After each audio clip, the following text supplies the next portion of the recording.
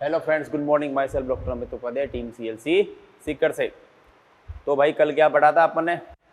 कल अपन ने पढ़ा था यूरेटर, पढ़ा था पूरा, मूत्रवाहिनी की संरचना पढ़ी थी। और उसके बाद में अपन ने पढ़ा था यूरिनरी ब्लैडर, मूत्राशय, जिसमें अपन ने बताया था मुख्य रूप से जो कोशिका होती है, जो स्पेशलाइज्ड सेल मसल्स होती है, जिसके अंदर विशेष प्रकार के रिसेप्टर पाए जाते हैं, उस मसल का नाम है डिट्रूसर मसल। क्या नाम है? डिट्रूसर मसल। और वो डिट्रूसर मसल जब संकुचित होती है तो हमारा मूत्राशय भी संकुचित होता है और मूत्र बाहर आता है। क्लियर? फिर हमने बताया कि मूत्राशय की निचली सतह पर, मूत्राशय की निचली सतह पर एक अवरोधनी पाई जाती है, एक स्फिंक्टर पाया जाता है, जिसका नाम है, देखो डायग्राम बना हुआ पड़ा अभी तक, ये अवरोधनी का नाम क्या? आईएसी। आईएस का मतलब क्या है? इंटरनल स्फिंक्टर, आंतरिक अवरोधनी। ये है आपके इंटरनल स्फिंक्टर। ये अपनी कल बात हुई थी भाई, क्लियर? और ये जो बाहर वाला ईएस जो है, इसको शॉर्ट में लिखा मैंने, ये है बाहर की ओर, वो है एक्सटर्नल। कौन सा है? External sphincter. इंटरनल स्फिंक्टर और एक्सटर्नल स्फिंक्टर। और इसमें आपको ये पता है कि जो इंटरनल वाला है वो हमारी इच्छा शक्ति पर निर्भर नहीं करता, क्योंकि वो क्या है? इनवॉलेंट्री है, अनैच्छिक है, क्योंकि चिकनी पेशियों का बना हुआ है। किसका बना हुआ है? चिकनी पेशियों का बना हुआ है। और चिकनी पेशियां हमारे नियंत्रण में नहीं होती है भाई। और जो एक्सटर्नल स्फिंक्टर है, ये किसका बना हुआ है पता है आपको? ये बना हुआ है कंकाली पेशियों का। किसका? कंकाली पेशियां। ये बना हुआ है कंकाली पेशियों का। और कंकाली पेशियों का बना हुआ है, यानी अंग्रेजी में इसे अपन बोलते हैं स्केलेटन मसल। कौन सी मसल है?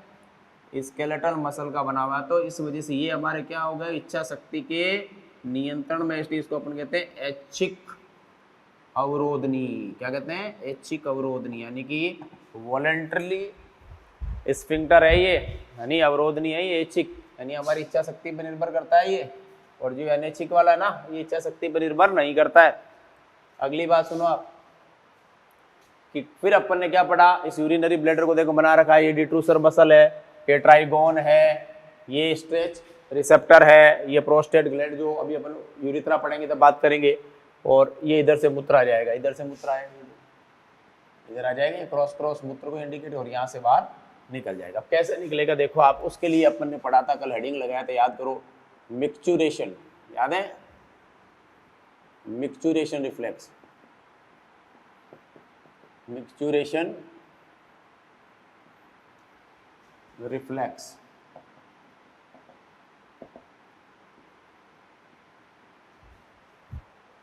मिक्चुरेशन रिफ्लेक्स, मूत्रण प्रतिक्रिया। क्लियर? अब देखो आप कैसे होगा। जैसे ही यूरिनरी ब्लैडर में 200 से 300 सीसी, यानी कि ml यूरिन संग्रहित हो जाता है, हो गया। मान लो इसमें 200 से 300, कितना? 200 से 300 सीसी यूरिन इकट्ठा हो गया। और इतना भरते ही हमें इच्छा होने लग जाएगी कि हमारा ब्लैडर भर गया है, हमें मूत्रण की क्रिया सावधानी पूर्वक करनी है। ठीक है? तो जैसे ही यूरिनरी ब्लैडर भरेगा, यूरिन संग्रहित हो गया ना भाई, होते ही क्या होगा? अगला स्टेप देखो, तीर लगा के ऐसे लिख लो। अभी आपको बताया इसके बाद में ये हुआ, इसके बाद में ये हुआ, हो जाता है, संग्रहित हो जाता है। अब डिट्रूसर मसल में और इजी कर देता हूं मैं आपके लिए। अब स्ट्रेच रिसेप्टर, कौन से? जो कौन से थे? स्ट्रेच, खिंचाव वाले, दाब ग्राही एक तरह, जैसे ब्लडर भरेगा इमीडिएट उद्दीपन आ जाएगा। अब स्ट्रेच रिसेप्टर क्या हो जाएंगे? उत्तेजित हो जाएंगे कि नहीं हो जाएंगे? बिल्कुल हो जाएंगे सर, होने दो उत्तेजित हो जाते हैं। उत्तेजित से मतलब है यहाँ पर एक्टिव हो जाते हैं, सक्रिय हो जाते हैं, उत्तेजित हो जाते हैं। और मैसेज को, मैसेज यानी सूचनाओं को, मैसेज तो भेजती हो ना, मैसेज को तंत्रिका के माध्यम से, किसके माध्यम से? तंत्रिका। तंत्रिका बोले तो क्या होता है? नर्व या न्यूरॉन। पढ़ेंगे अपन आगे नर्वस सिस्टम में। नर्व यानी तंत्रिका के माध्यम से सीएनएस में भेजते हैं।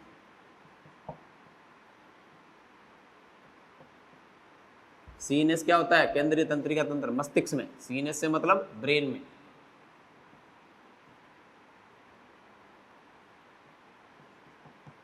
ब्रेन में भेजते हैं।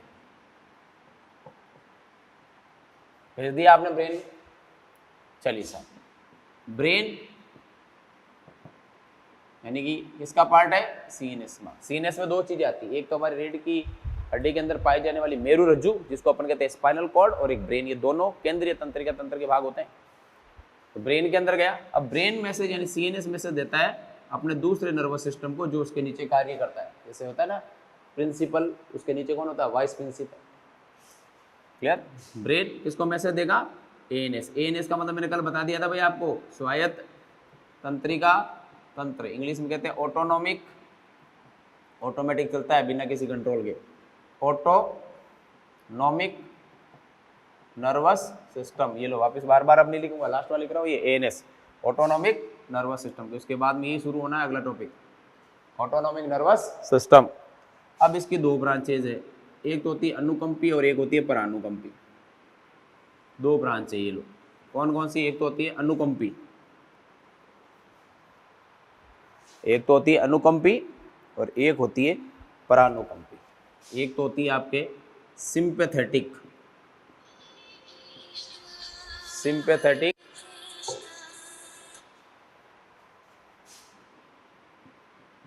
थेटिक नर्वस सिस्टम, जिसको अपन कहते हैं अनुकंपी तंत्रिका तंत्र। क्या कहते हैं?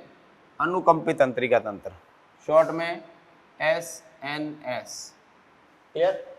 दूसरा पैरासिम्पैथेटिक नर्वस सिस्टम, जिसको हिंदी में क्या बोलेंगे? परानुकंपी,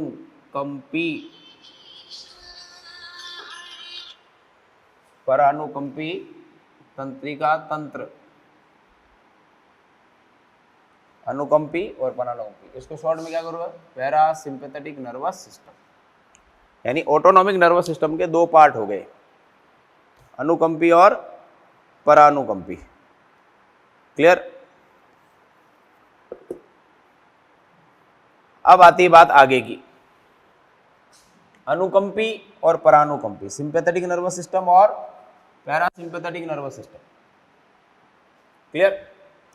जो सिंपैथेटिक नर्वस सिस्टम है, पैरासिम्पैथेटिक, एक तो ब्लैडर को भरता है, एक खाली करता है। यानी कि अब जो ये मैसेज आया है, किससे आया है? ऑटोनॉमिक नर्वस सिस्टम से आया है ना। ये आगे अब किसको जाएगा पता है आपको? आपको क्या करवाना है यहाँ पर? ब्लैडर भर गया, ब्लैडर भर गया, रिसेप्टर उत्तेजित हो गए, यानी ब्लैडर को खाली करना है। आप चाहते हैं क्या? ब्लैडर को खाली करना। ब्लैडर को खाली करना है तो इसके लिए आपको मैसेज देना पड़ेगा, किसको? Parasympathetic nervous system. ये तो क्या करता है? ब्लैडर को खाली करता है। कैसे करेगा अभी अपन पढ़ेंगे आगे। ब्लैडर को खाली करेगा, ये ध्यान रखना, खाली करता है। कैसे करता है वो भी बताता हूँ मैं आपको। खाली करता है। और सिंपैथेटिक क्या करेगा? ब्लैडर को भरेगा। तो पता तो होना चाहिए कौन सा भरता है और कौन सा खाली करता है। ये ब्लैडर, ब्लैडर यानी मूत्राशय, यूरिनरी ब्लैडर, ये ब्लैडर को भरेगा, भरता है। भरते समय ये काम करेगा और खाली करते समय पैरासिम्पैथेटिक काम करेगा। ध्यान रखिएगा, बहुत इंपॉर्टेंट है।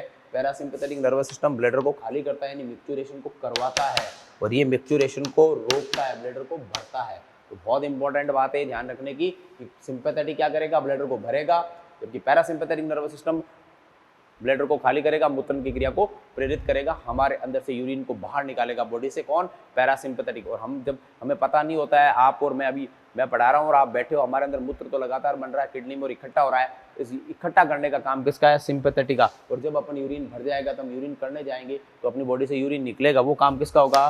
पैरासिम्पैथेटिक का। तो सिंपैथेटिक अलग है, पैरासिम्पैथेटिक अलग है। क्लियर? ये नोट करो, फिर मैं आपको बताता हूँ किस तरह से पैरासिम्पैथेटिक खाली करता है और किस तरह से सिंपैथेटिक भरता है। क्लियर, लिखो आप।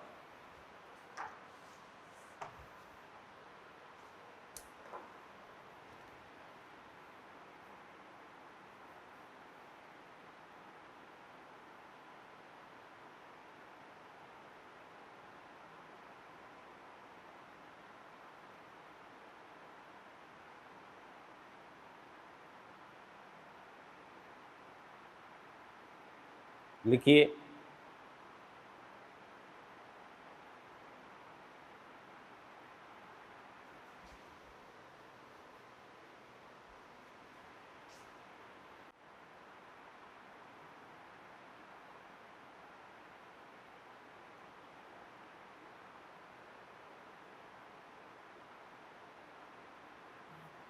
हो गया भाई, चलिए।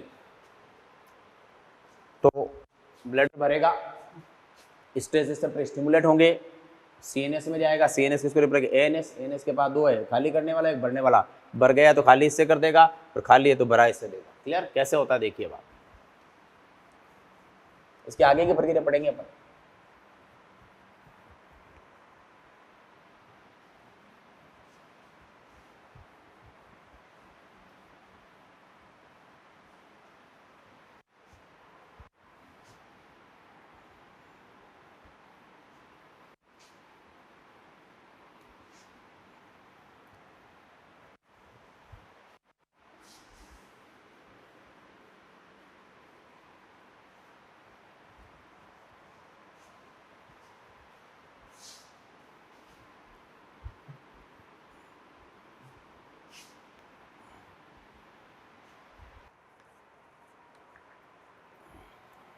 क्लियर हो गया, चलिए अब देखिए आप। अब अपन को पता है एएनएस आ गया। एएनएस के बाद दो प्रकार है, एक तो है एसएनएस सिंपैथेटिक नर्वस सिस्टम, और एक है para sympathetic nervous system. Clear, यहाँ से आ गया मैसेज। अब ये मैसेज आएगा किसको, आपके पैरा सिंपैथेटिक नर्वस सिस्टम को। किसको जाएगा, ये हो जाएगा क्या, आपके एक्टिवेट, जब ब्लडर को क्या करना हो, खाली करना।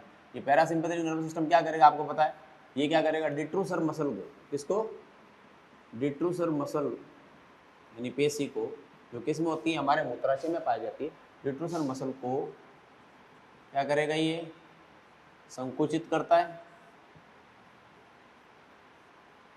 संकुचित करे, मान लो ये ब्लडर भर गया, संकुचित करेगा, ये सिकुड़ेगा, सिकुड़ेगा तो मूत्र आगे जाएगा। दूसरा काम क्या करेगा, ये इंटरनल यानी आंतरिक, याद करो दो तरह के स्फिंक्टर देखो बना रखा है, ये भी खुल देगा, ये दोनों, इसका संकुचन कराएगा, इसका तो क्या हो जाएगा, संकुचन, करेक्ट। और इसको इंटरनल को और एक्सटर्नल, इंटरनल को क्या कर देगा, ओपन, इसको भी क्या कर देगा, ओपन। तो यूरिन सीधा कहाँ आएगा, बाहर। खोलना तो पड़ेगा इन अवरोधनियों को। इंटरनल स्फिंक्टर यानी कि आंतरिक अवरोधनी, जो हमारे ऐच्छिक नियंत्रण में नहीं है, को क्या कर देगा, खोल देता है, खोल देगा तो ये नीचे आ जाएगा। तीसरा एक्सटर्नल स्फिंक्टर, जो हमारे इसके अंदर दोनों है, हमारे ऐच्छिक नियंत्रण भी होता है, एक तंत्रिका हमारे सीएनएस से भी आती है जो डायरेक्ट इसको सप्लाई करती है ना। एक्सटर्नल स्फिंक्टर यानी बाह्य अवरोधनी जो ऐच्छिक है भी क्या हो जाती है, खुल जाती है। तो ये भी खुल गया, ये भी खुल गया, और ये संकुचन कर रही है, तो क्या हो जाएगी, इन तीनों के फलस्वरूप क्या हो जाता है, मिक्चुरेशन। क्या हो जाता है, मिक्चुरेशन। ये हो गया आपको क्या, मूत्रण। क्लियर। अब दूसरी बात, तो ये क्या करता है, पैरासिम्पैथेटिक क्या कराता है, ये यूरिनेशन कराता है, मूत्रण की क्रिया कराता है, ध्यान रखना, कराता है। ब्लैडर को क्या करता है, ये ब्लैडर यानी यूरिनरी ब्लैडर को खाली करता है, ध्यान रखना, कौन सा खाली करता है और कौन भरता है, ये क्वेश्चन पूछेगा, वो खाली करता है। ये क्या करता है, ये यूरिन को शरीर में संग्रहित करता है, ध्यान रखना, वो तो खाली करता है, ये संग्रहित करता है। हम बैठे रहते हैं, अभी अपन पढ़ाई कर रहे हैं, बैठे, मैं खड़ा हूँ, आपको पढ़ा रहा हूँ, तो मेरे अंदर और आपके अंदर जो यूरिन इकट्ठा हो रहा है वो कौन कर रहा है, सिंपैथेटिक नर्वस सिस्टम एक्टिवेट है अपना बॉडी का, संग्रहित करता है। कैसे, देखो आप, सिंपैथेटिक नर्वस सिस्टम क्या करता है, इसका उल्टा कर दो, डिट्रूसर मसल को क्या करता है, मसल को शिथिल, शिथिल का मतलब रिलैक्स करता है कि आराम से फैल जाओ भाई, जितना फैलना है, रिलैक्स करता है। रिलैक्स करेगा तो ब्लैडर की साइज क्या होगी, बड़ी होगी, बड़ी होगी तो इसमें मूत्र इकट्ठा हो जाएगा। दूसरा, ये आईएस, आईएस का मतलब इंटरनल स्फिंक्टर, देखो ये वाला वर्ड, इंटरनल स्फिंक्टर को क्या करता है, ये बंद रखता है, क्लोज्ड,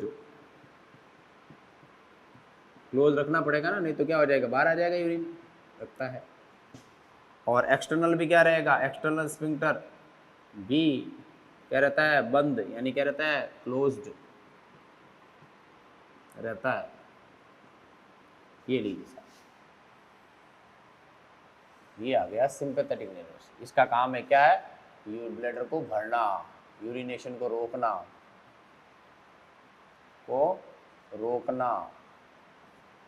या ब्लैडर को भरना।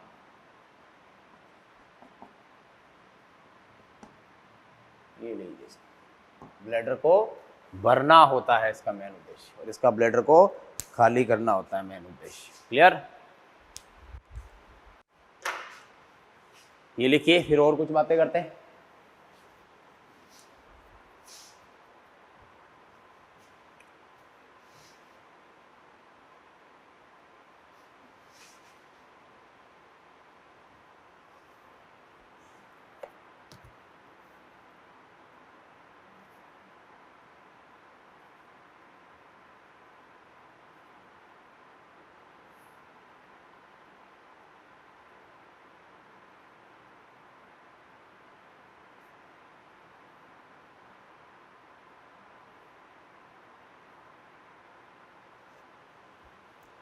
हो गया, चलिए आगे बढ़ते हैं।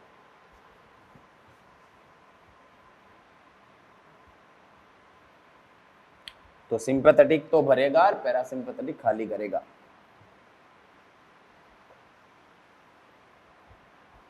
और कैसे करेगा, इसलिए मैंने डायग्राम मिटाया नहीं आपको कि इंटरनल स्फिंक्टर कैसे बंद रहेगा, कब खुलेगा। इंटरनल और एक्सटर्नल, मेन तो कौन, एक्सटर्नल है, जो क्या ऐच्छिक नियंत्रण में डायरेक्ट सीएनएस की सप्लाई आती है इसके ऊपर।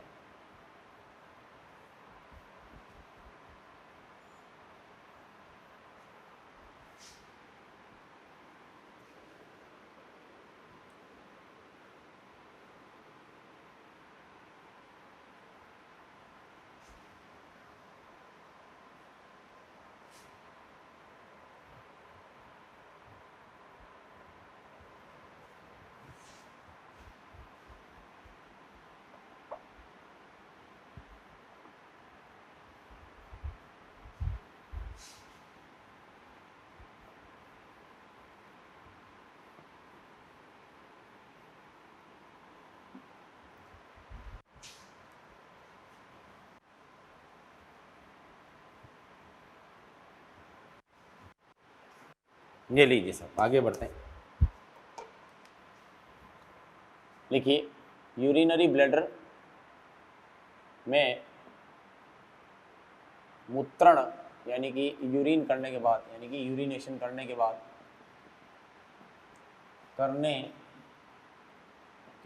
बाद भी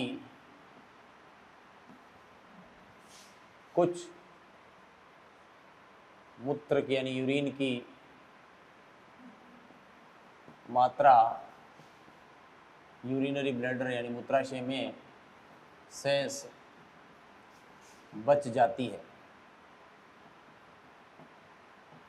थोड़ी बहुत बच जाती है, जिसे रेजिडुअल वॉल्यूम ऑफ यूरिन कहते हैं। यानी थोड़ी सी मात्रा, पूरा खाली नहीं होता है, ध्यान रखना, पूरा ब्लैडर अपना कभी खाली होता ही नहीं है, थोड़ी सी मात्रा उसमें यूरिन। अपन याद करो, लंग्स पढ़ा तब अपन नहीं कहा था रेजिडुअल वॉल्यूम RV 1100 से 1200 होता है ना, जब अपन बलपूर्वक एक्सपायरेशन कर लेते हैं, फिर भी फेफड़ों में, कुपिकाओं में कुछ वायु रह जाती है, उसको अपन क्या बोलते हैं, रेजिडुअल वॉल्यूम। जो हम जब सांस रोकते हैं उस समय गैसों का आदान प्रदान करने में सहायक होती है। और इसकी मात्रा कितनी होती है? 50 से 100 ml, ml को अपन सीसी लिख देते हैं, लिक्विड पार्ट है ना, इतनी अपन रेजिडुअल वॉल्यूम रह जाता है।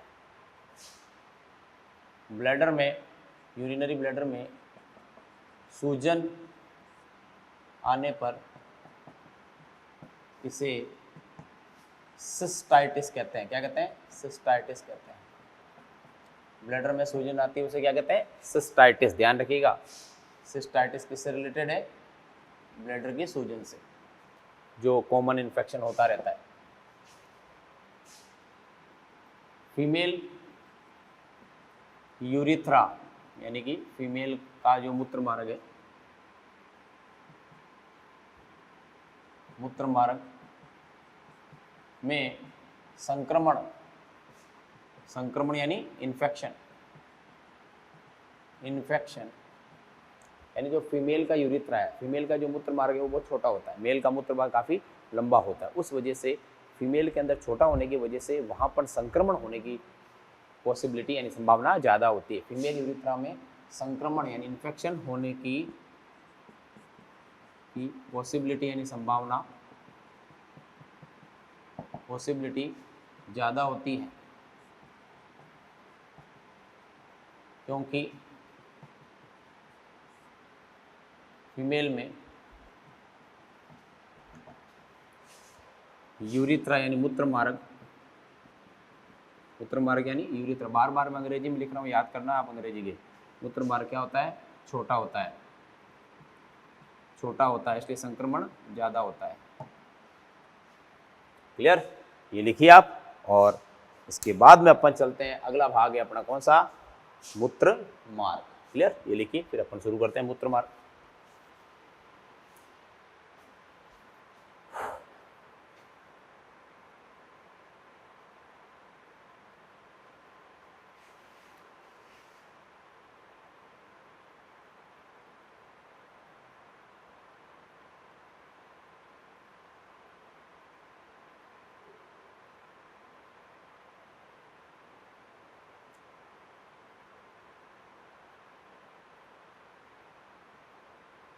हो गया? चलिए, तो ध्यान रखना है, यूरिनेशन करने के बावजूद भी कुछ मात्रा बच जाती है हमारे यूरिनरी ब्लैडर में, जिसे अपन कहते हैं रेजिडुअल वॉल्यूम ऑफ यूरिन, जिसकी मात्रा होती है 50 से 100 सीसी के आसपास। और अगर मान लो यूरिनरी ब्लैडर में संक्रमण के कारण सूजन आ जाए, उस पर, उससे अपन ये तो नहीं कहेंगे यूरिनरी ब्लैडर की सूजन, उसको एक ही वन वर्ड में यानी एक शब्द में क्या बोलते हैं? सिस्टाइटिस। क्या बोलते हैं? सिस्टाइटिस। ध्यान रखिएगा।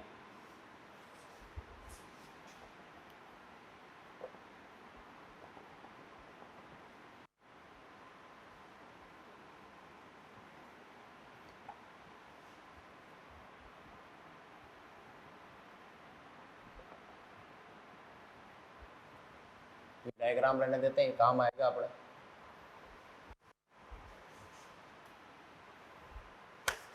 अब आप देखिए, नेक्स्ट लगाई यूरिथ्रा।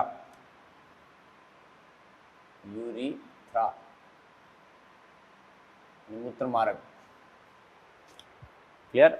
अब आप देखिए यूरिथ्रा में क्या है? मूत्र मार्ग।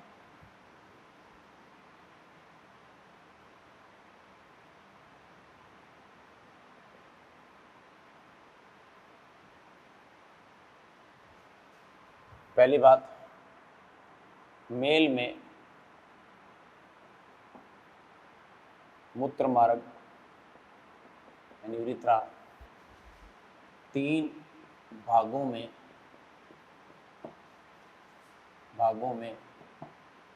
बंटा होता है।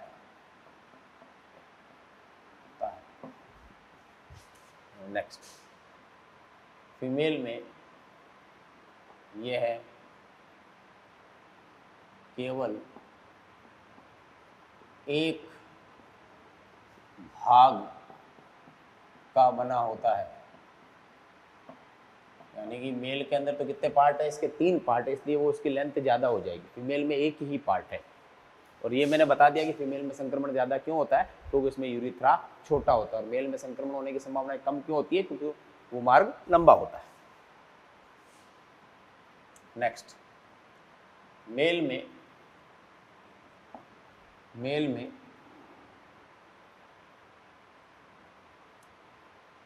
में प्रोस्टेट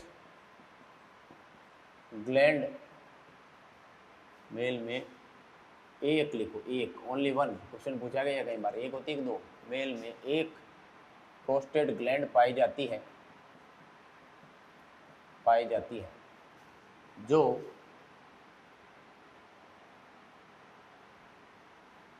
मूत्र मार्ग के प्रथम भाग में होती है। टोटल कितने भाग थे? 3, तो प्रथम भाग में होती है, ध्यान रखना। कौन सी? Prostate gland. प्रोस्टेट। फीमेल में प्रोस्टेट ग्लैंड नहीं होती है, प्रोस्टेट ग्लैंड नहीं होती है, क्वेश्चन कई बार पूछा गया, ध्यान रखना, नहीं होती है।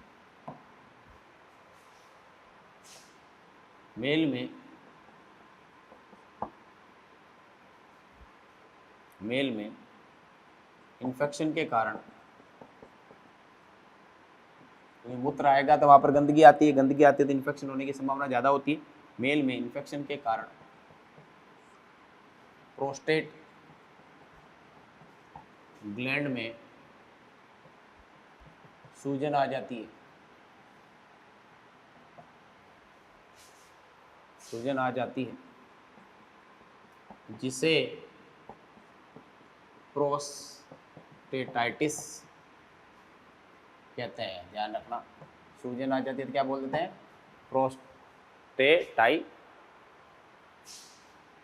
प्रोस्टेटाइटिस कहते हैं।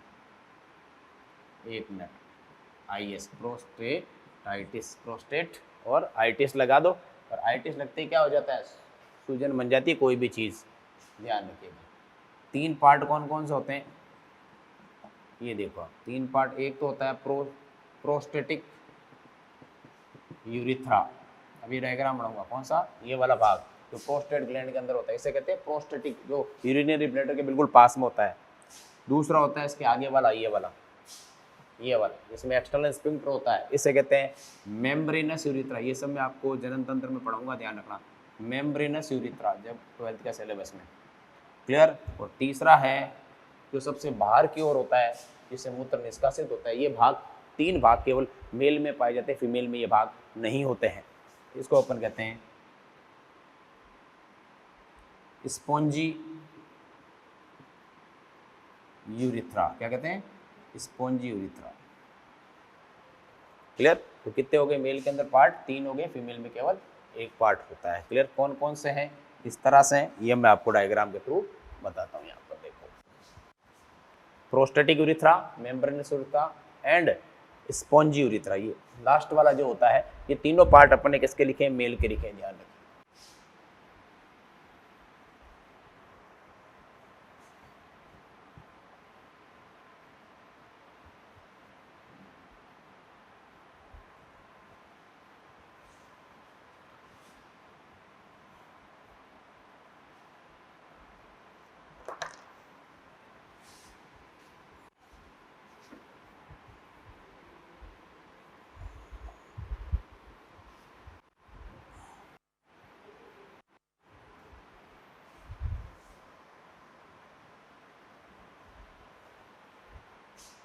इधर देख, को लिख देते पहले हिंदी मीडियम।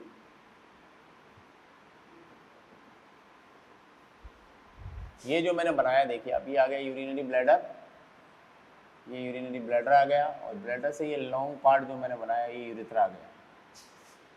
ये लीजिए, ये अंदर कौन बना रहा हूँ मैं? ट्राइगोन आ गया, ये वाला। इधर वाला कौन सा आ गया? ट्राइगोन आ गया। और इधर से कौन आ गया? यूरेटर। इधर से भी कौन आ गया? ये यूरेटर, ये यूरेटर आ गया सर। ये यूरिन लेके आ रहा है कहाँ से? किडनी में से। ये आ गया यूरिनरी ब्लैडर, ये आ गया यूरेटर, राइट एंड लेफ्ट, और ये लंबा वाला पार्ट आ गया यूरिथ्रा। इस यूरिथ्रा को मैं 3 पार्ट में विभाजित करता हूँ। देखो पहले ये इंटरनल स्फिंक्टर आ गया, कहने की जरूरत ही नहीं आपको, बताइए ये आ गया। IS लिख देता हूँ, इसका मतलब कौन सा स्फिंक्टर हो गया? आंतरिक अवरोधनी या इंटरनल स्फिंक्टर। फर्स्ट वाला इंटरनली तो था ना यार। चलिए, और यहाँ पर प्रेजेंट होती है ग्लैंड, वो भी बना देता हूँ। ये ग्लैंड बना दी मैंने यहाँ पर, ये लीजिए। कौन सी ग्लैंड है ये? Prostate gland, prostate gland, correct. और इस पूरे पार्ट को मैंने क्या नाम रख दिया? पहला वाला कौन सा? Prostatic urethra. कौन सा हो गया ये? Prostatic urethra, correct. ये लीजिए, ये प्रोस्टेटिक यूरिथ्रा हो गया, है ना। और इसके बाद में मैं बना रहा हूँ दूसरा यूरिथ्रा। ये बना दिया मैंने दूसरा यूरिथ्रा, जहाँ पर प्रेजेंट है कौन? आपका ये एक्सटर्नल स्फिंक्टर। ये आ गया दूसरा यूरिथ्रा। इसका नाम क्या हो गया? बोल रहा देखो, मेम्ब्रेनस, मेम्ब्रेनस, मेम्ब्रेनस यूरिथ्रा। ये हो गया दूसरा यूरिथ्रा। ये हो गया प्रोस्टेट ग्लैंड पाई जाती है, प्रोस्टेटिक। और ये आ गया कौन सा? आपके एक्सटर्नल स्फिंक्टर। ये आ गया कौन सा? External sphincter. एक ही होता है, एक ग्लैंड भी होती है, लेकिन इससे कोई मतलब नहीं। एक यहाँ पर ग्लैंड भी होती है, एक इधर होती है और एक इधर, दोनों एक ही ग्लैंड है, ये ध्यान रखना। ये एक्स्ट्रा बता रहा हूँ आपकी नॉलेज के लिए, ये आप सब पढ़ोगे 12th में। ये इस ग्लैंड का नाम है बल्बो यूरिथ्रल ग्लैंड या कॉपर्स ग्लैंड। क्या नाम है? बल्बो यूरिथ्रल ग्लैंड या काउपर्स, साइंटिस्ट का नाम है काउपर्स ग्लैंड। क्लियर। अब जो आगे वाला पार्ट बच गया, ये वाला इधर से, ये जो आगे बच गया ये पूरा, इसको अपन कौन सा कहते हैं? Spongy urethra. क्या कहते हैं बेटा? Spongy urethra. ये स्पंज की तरह सॉफ्ट होता है, इसलिए नाम हो गया स्पॉन्जी यूरिथ्रा। और ये वाला तीसरा, तो 3 यूरिथ्रा हो गए, देख लो।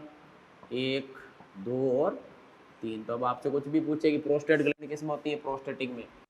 एक्सटर्नल स्फिंक्टर किस में होता है? मेम्ब्रेनस में। ये बल्बो यूरिथ्रल ग्लैंड किस में होती है? मेम्ब्रेनस में, स्पॉन्जी।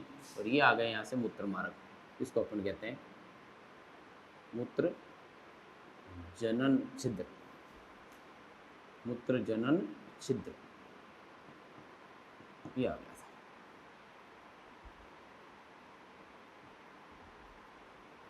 मूत्र जन यहाँ से आ जाएगा, क्या? मूत्र भी आएगा। और मेल के अंदर मूत्र के अलावा यहाँ से शुक्राणु भी आते हैं इसी रास्ते से, इसलिए नाम रखा गया मूत्र जनन छिद्र। ठीक है, चलिए, ये आपके हो गए तीनों पार्ट। ओके गाइस, तो आज अपन ने क्या क्या पढ़ा? मिक्चुरेशन रिफ्लेक्स पढ़ा, मिक्चुरेशन रिफ्लेक्स में किस तरह से प्रतिवर्ती क्रिया होती है वो पढ़ा हमने। फिर हमने पढ़ा आपके यूरिथ्रा और मिक्चुरेशन रिफ्लेक्स, ये आज अपन ने सारा क्लियर कर दिया। कल अपन बात करेंगे कि किस तरह से आपके अन्य उत्सर्जी अंग है जो हेल्प करते हैं हमारे। अन्य उत्सर्जी अंग मतलब जैसे किडनी के अलावा और कौन कौन से ऐसे अंग हैं जो अपने उत्सर्जन में सहायक है। इसके अलावा अपन को पता है फेफड़े CO2 का निष्कासन करते हैं, स्प्लीन RBC को नष्ट करती है, लीवर बिलीरुबिन, बिलीवर्डिन, कोलेस्ट्रॉल इन सबको बनाता भी है और नष्ट भी करता है, और शरीर में विभिन्न विभिन्न टुकड़ों में तोड़कर शरीर से बाहर निकालता है। क्लियर। और फिर उसके बाद में अपन बात करते हैं जो पसीना आता है, हमारे श्वेत ग्रंथियाँ वो भी होती है। फिर पिंपल्स जो निकलते हैं कील मुँह से, है ना, ऑयली स्किन जिसे अपन कहते हैं, वो स्वेट अपने सीबेसियस ग्रंथियाँ और होती है, उनके द्वारा भी कुछ पदार्थ स्त्रावित किए जाते हैं, है ना। हमारे लार के अंदर भी आपको पता हो तो थोड़ा बहुत यूरिया और यूरिक एसिड का स्त्रवण होता है, अभी अपन बात करेंगे अगले लेक्चर में। ये सारे चीज़ें फिर अपन पढ़ेंगे। मान लो किसी की गुर्दे खराब हो गए हों, उसको ठीक कैसे किया जाए, उसके लिए क्या किया जाता है आपको पता ही है। उसके लिए एक मशीन लगाई जाती है जिसको अपन कहते हैं कृत्रिम किडनी कह सकते हैं, मानव निर्मित किडनी कह सकते हैं, जिसका नाम होता है डायलाइसिस मशीन। क्या होती है? डायलिसिस। उसमें मरीज को किस तरह से वो ब्लड देते हैं, किस तरह से फिल्टर करते हैं, क्योंकि उसकी किडनी काम नहीं कर रही है। ये सारी चीज़ें पढ़ेंगे। और रोग के बारे में, यानी अगला जो लेक्चर होगा वो इस टॉपिक का, इस एक्सक्रीटरी सिस्टम का लास्ट लेक्चर होगा। क्लियर। उसके बाद में आपको टेस्ट देना होगा। ओके डियर, मिलते हैं कल। Thank you, take care of yourself. NCERT पढ़ते रहिए, मॉड्यूल के क्वेश्चन सॉल्व करते रहिए। Thank you.